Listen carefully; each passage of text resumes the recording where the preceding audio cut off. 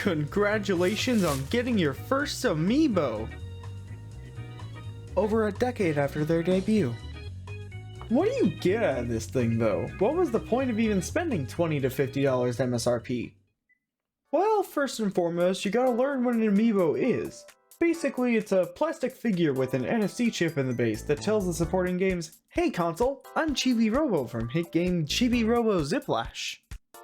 Amiibo were part of the Toys to Life Big 3 alongside Skylanders and Disney Infinity, being the one to outlive both of them and still release products to this day. I mean hell, Nintendo just released the Mario Galaxy amiibo lineup last week and announced that we're getting Leon S. Kennedy's DILF cheeks in physical amiibo form this summer. God bless America! Nintendo made amiibo for anything. We have ones for Dark Souls, Shovel Knight, those bastards even made amiibo park bracelets. But what do you, the consumer, get out of spending 25 big ones on the Mario cereal box? Well, the function they have in most games is just some in-game currency or healing item and not much else. In other games they have exclusive rewards like costumes or quality of life changes.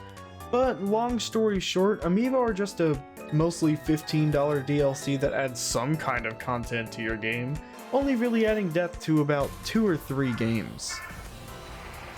Adding depth to those games is easy though. First, you could place it on your shelf and never touch it ever again.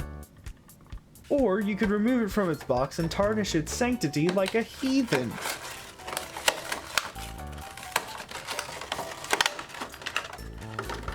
To fully take advantage of your now tainted specimen's capabilities, you will need a Nintendo 3DS, Wii U, or Switch system, and a game branded with the amiibo logo somewhere on the game's case.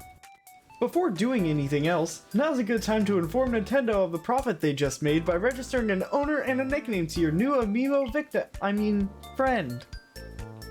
At this point, you've basically learned the fundamentals of simply redeeming rewards with your amiibo. Now, that's basically saying you got cookie points from Nintendo. How do you really use this thing? Some off-standard use cases I've seen for these things are some special altered levels in the base Splatoon title. Clearing them gives you some exclusive gear and money. Shovel Knight has an exclusive boss fight, Magic Strike Gunvolt 2, and exclusive songs in Just Shapes and Beats that you can play through. And Wario draws out art of all of his friends that you can scan in WarioWare Gold. I just think this one's really funny. The main selling point, and the true use case, however, is Super Smash Bros. Ultimate and their figure player capabilities. Training an amiibo is easy and takes no more than 3 hours. All you need to do is pit it against the CPU, yourself, or your other amiibo, and just keep fighting it until it reaches level 50. Or you can feed it spirits to give it special abilities and stats.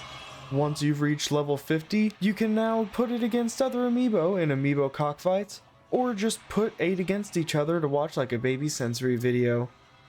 This is Genovis, thanks for watching.